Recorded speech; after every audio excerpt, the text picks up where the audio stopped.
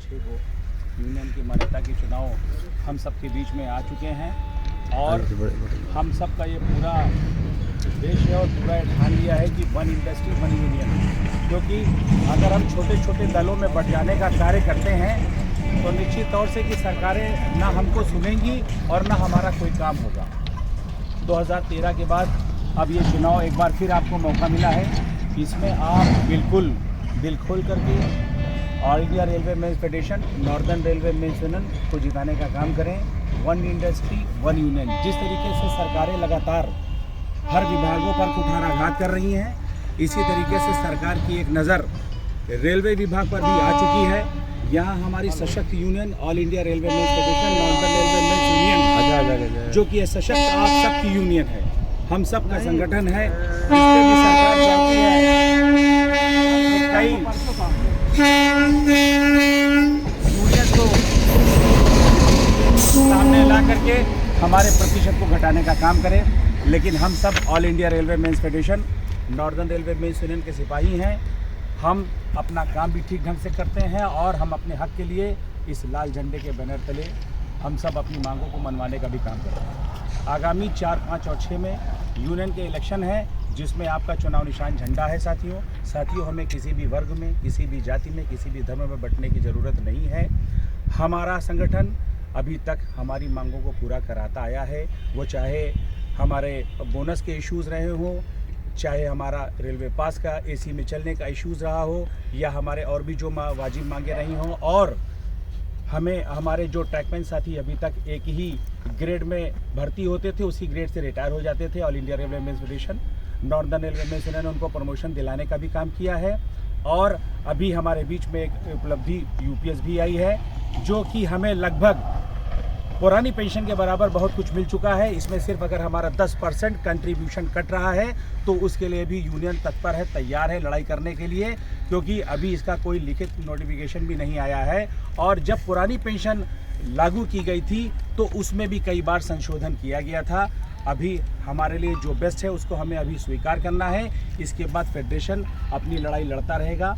आप इकट्ठा थे तो आपकी सारी मांगें पूरी हो रही थी, मुझे पूरा यकीन है और हम सबको इस बात का यकीन है कि हम फिर एक बार इकट्ठा होंगे, वन इंडस्ट्री वन यूनियन लेकर के आएंगे और अपनी सारी मांगों को पूरा कराने का काम करेंगे। माननीय श्री शिव गोपाल मिश्रा जी आपके लिए हमेशा तत्पर हैं, मजदूरों के लिए हमेशा 24/7 वो लड़ाई करने के लिए तैयार रहते हैं। आपके लिए ही उनका जीना मरना है, तो हमारी भी ये जिम्मेदारी हो जाती है कि हम भी अपनी इस All India Railway Men's Federation, Northern Railway Men's Union को मजबूत करें। हम सभी इकट्ठा होकर के 4, 5 और 6 इसी आगामी दिसंबर में झंडे वाले निशान पर मुहर लगा करके All India Railway Men's Federation, Northern Railway Men's Union को सशक्त बहुमत में लाने का यह पूरा हमने ठान लिया है, उसको हम लेकर के आएंगे।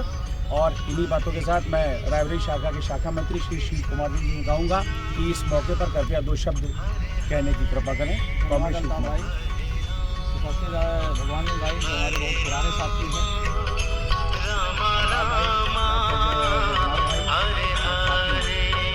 जैसा देखो भाई ने बताया 4-5 दिसंबर को है, किसी को भी वोट पड़ेगा, लेकिन हम लोगों का वोट नहीं, रनिंग स्टाफ को वोट पड़ेगा। प्रयास ये होना चाहिए कि हमारा 4 को ही पहला वोट जाए, 70% पड़ जाए। और वोट डलवाने में हमारी आप सबकी बड़ी भूमिका होगी। साथी का वोट जिसे पढ़ना है, वो ड्यूटी कर रहा है तो उसका छुड़वा देना है, वो आपको छुड़वा देगा तो ठीक रहेगा। देखिए जैसे बताया कि इस समय गवर्नमेंट नहीं चाहती यूनियन कोई भी रहे। यूनियन गवर्नमेंट के लिए सरदर्द होती है ना। आप लोगों को पता कि जब हम लोग अपनी मांग कोई मांगते हैं, जायज़ मांगते हैं, तो सरकार नहीं देना चाहती, तो सरकार चाहती यूनियन कोई न रहे। अब सरकार यूनियन नहीं चाहती है तो उसने क्या किया है कि आपस में तोड़ो और अंग्रेज़ों वाला डिवाइड एंड रूल, यानी कि हम सबको अगर तोड़ देंगे, यूनियन ख़त्म कर देंगे तो हमारा सरदर्द ख़त्म हो जाएगा। सरकार चाहे, इसीलिए सरकार ने 6-7 यूनियन कर दिया और मॉडरेटिव कर दिया कि 30% आप वोट लाएंगे तभी आपको मान्यता मिलेगी। इतना जगह बांट देंगे वोट को कि आपको मान्यता मिले नहीं, कि आपका अधिकार ख़त्म। जब यूनियन नहीं तो आप अपनी जायज़ मांग नहीं, और यूनियन जायज़ ही मांग की बात करती है। कहीं कोई नाजायज़ कोई गलत काम तो यूनियन, जैसे हम लोग अगर अपनी अधिकारों की बात करते हैं कि हमको हमारा अधिकार चाहिए हो, तो हमारा जब कोई प्लेटफॉर्म नहीं रहे तो सरकार ये चाहती है कि अगर यूनियन नहीं रहेगी तो रेलवे को बेचने में भी आसानी रहेगी। देखिए प्राइवेटेशन जब कभी होता है या कोई चीज़ होती है तो हम लोग तुरंत विरोध करना शुरू कर देते हैं। कोई चीज़ अपना अधिकार की, जैसे 8वां पे कमीशन है, अभी तक किसी ने मांग किया है? नहीं किया है। अब जब मांगना शुरू करें तो सरकार को लगे कि यार ये तो सत्ता में आ गए, देखो चालू कर दिए 8वां वेतन आयोग मांगना। तो वो नहीं चाहते कि यहाँ हमारी यूनियन है तो 7-8 जगह बांट दिया है, आपका वोट बांट देंगे।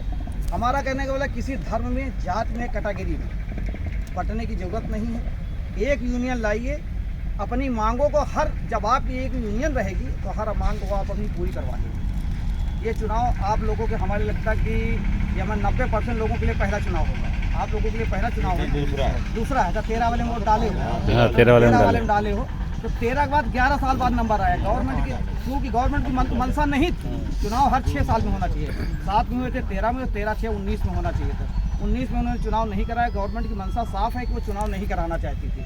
जैसे चल रहा 2 यूनियनें थी, देखिए दूसरी यूनियन कहती है कि हमको लाइए, जबकि तुम भी हो पैरेलल में दूसरी यूनियन है आपके साथ इस समय सत्ता में गए हुए, निगोशिएशन पावर जो दोनों यूनियन के NRMU या URMU दोनों को, जब वो कहते हैं हमको लाइए, हमको और तुमको लाने का मतलब नहीं, जब हो आपको काम करने का अवसर मिला तो आप काम करिए।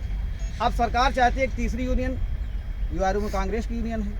अब भाजपा की यूनियन URKU वाले खूब दौड़ लगाए हैं, आपने देखा बहुत बड़े बड़े पोस्टर लगा रहे हैं, उनके पास पैसा को जो भाजपा समर्थन कर रही है। URKU वाले आएंगे, अपना बताएंगे हम ये OPS दिला देंगे तुमको, हम ये करवा देंगे, वो करवा देंगे। जब तुम्हारी गवर्नमेंट है, भाजपा की गवर्नमेंट है, OPS क्यों नहीं दिलवा दिया?